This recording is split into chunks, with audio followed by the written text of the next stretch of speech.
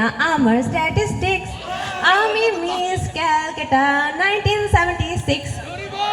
মাননীয় সভাপতি, সম্মানীয় অতিথিবৃন্দ ও প্রিয় বিপক্ষ বন্ধুরা এবং বরপক্ষ, আজকে আমি হাজির হয়েছি এক মেঘা ব্লকবাস্টার সত্য নিয়ে, এবং সত্যটি হলো পাত্রী হিসেবে আমি সেরা। আমি নুসরাত মিম, পেশায় একজন নায়িকা।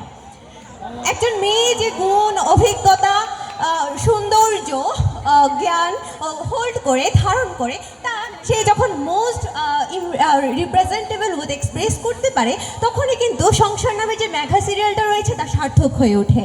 এখন কথা হলো, এইখানে যে সমস্ত পাত্রপাত্রী রয়েছে তাদের মধ্যে সবচাইতে ভালো এই মোস্ট প্রেজেন্টেবল উইথ এক্সপ্রেস করে আমার যেতে ভালো কে করতে পারবে? কেউই পারবে না। এবং এরপর যদি বলতে চাই যে সংসার ক্ষেত্র কিন্তু শুধুমাত্র ভালোবাসার ক্ষেত্র নয়, বরং বলা চলে এটাতে অ্যাডভেঞ্চার দরকার, আপনার থ্রিল দরকার। সুতরাং যখন আপনি আমাকে বিয়ে করবেন তখন কি হবে? আমাকে বিয়ে করলে আপনি একসাথে পাবেন 100% লাভ, সাথে পাবেন একদম সাসপেন্ড এক্সের মতো থ্রিল, সাথে পাবেন দারুচিনি দ্বীপের মতো অ্যাডভেঞ্চার। সুতরাং শিক্ষককে বিয়ে করলে যেখানে আপনার একটা বোরিং অ্যাসাইনমেন্ট করতে হতো, সেখানে আমাকে বিয়ে করলে আপনার জীবনটা হয়ে যাবে একদম সুপারহিট একটা মুভি। সুতরাং আমাকে নিয়ে কিন্তু নেটফ্লিক্সে একটা ডকুমেন্টারি বানানো যায়। সেই নেটফ্লিক্সের শিরোনামটা কি হবে? আ perfect wife based on a true story. এরপরে আসা যাক, এবার আমি আপনাদের কাছে এক্সপ্লেইন করব একজন অ্যাক্ট্রেসের যে ফিচারগুলো রয়েছে তা কেন সবচাইতে আদর্শ সংসারী মেয়ে হওয়ার জন্যে। হ্যাঁ, প্রথমত হচ্ছে কি অ্যাক্টিং স্কিল। এই যে একটা সংসারটাতে হচ্ছে কি সবচেয়ে বেশি কী দরকার? একটা নাটকে অভিমান দরকার, একটা মুড অফ হওয়া প্রয়োজন, বিশেষ বিশেষ মুহূর্তে আপনার সাইলেন্ট ট্রিটমেন্ট দিতে জানতে হবে, এবং শ্বশুরবাড়ির লোকদেরকে আপনার একটা এঞ্জেল ট্রিটমেন্ট দিতে জানতে হবে। ঠিক আছে? এখন দেখুন, আপনার স্বামী যখন রাতের বেলা দেরি করে বাড়ি ফিরবে, তখন আপনাকে অভিমান করে বলতে জানতে হবে যে আমি এতক্ষণ না খেয়ে তোমার জন্য অপেক্ষা করছি, আর তুমি কি না এত দেরি করে আসলে। এরপরে কি হবে? এরপরে সে মনেই করে তাড়াতাড়ি বাড়িতে আসবে। এই যে এক্সপ্রেশনগুলো, ঠিক মতন অ্যাক্টিং স্কিলটা, এটা কিন্তু শুধুমাত্র নায়িকার মধ্যে থাকবে, এখানে আর কারোর মধ্যে থাকবে না। এরপরে দেখুন যে আমরা সবাই জানি যে পুরুষেরা একটু কম এক্সপ্রেস করতে জানে। হ্যাঁ, তারা হচ্ছে কি ভালোবাসা আবেগটাকে একটু কম এক্সপ্রেস করতে জানে। সুতরাং আমি মুড অফ করে যখন বসে থাকবো, তখন আমার স্বামী আসবে, আমার জন্য হলুদ গোলাপ নিয়ে আসবে, আইসক্রিম নিয়ে আসবে, এবং সে আমার রাগ ভাঙাবে।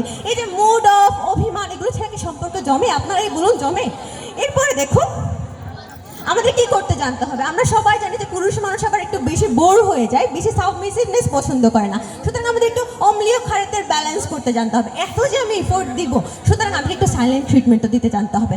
সুতরাং এরপরে দেখুন যে আমার শ্বশুরমশাইদের কাছে সবচেয়ে বেশি ইম্পর্টেন্ট কি হয়ে থাকে? একটা পরিবারের রিপুটেশন। হ্যাঁ, এখন টিআরপি বাড়াতে একজন নায়িকার চেয়ে তার কে ভালো জানবে? আর কেউ কিন্তু জানে না। সুতরাং শুক্রবারের সকাল থেকে আমার শ্বশুরের মধ্যে শুরু হবে এই ধরনের ডিসকাশন। সুতরাং শ্বশুর শাশুড়ির কাছে বেস্ট বৌমা হব আমি, আমার স্বামীর কাছে বেস্ট বৌমা হব আমি।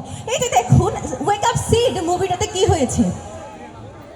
ওয়েক আপ সিড এই মুভিটাতে কি হয়েছে? ওয়েক আপ সিড মুভিতে যেটা হয়েছে যে আয়শা ব্যানার্জি রয়েছে, সে কিন্তু সেই পুরুষের জীবনে গিয়ে তাকে ডিসিপ্লিনেড হতে শিখেছে, তাকে তার জীবনের পারপাস পাইতে শিখিয়েছে। এটা কিন্তু একজন নায়িকার পক্ষে সম্ভব হবে। আপনার যে আনডিসিপ্লিনেড লাইফ, আপনার যে পারপাসলেস লাইফ, এটা শুধুমাত্র একসাথে করা যাবে হচ্ছে কি একটা নায়িকাকে বিয়ে করে। আমি শেষ করছি কিছু মুহূর্তের মধ্যে। আমি জানি যে শর্ট লিস্টটা তৈরি করা হবে সুপাত্র এবং সুপাত্রে, সেখানে দূর দূরান্তে আপনার আইনজীবীকে রাখবেন না। কেন রাখবেন না? কারণ একটা কিন্তু পুরনো প্রবাদ প্রচলিত রয়েছে। সেই পুরনো প্রবাদে দেখা যায়, শেষ করছি, পুরনো প্রবাদে দেখা যায় যে বাসা ভাড়া এবং মেয়ে বিয়ে কখনোই আইনজীবীকে দিবেন না, কারণ শ্বশুরের সম্পত্তি এবং বাসা দুইটাই কিন্তু তারা নিজেদের নামে করে নেবে।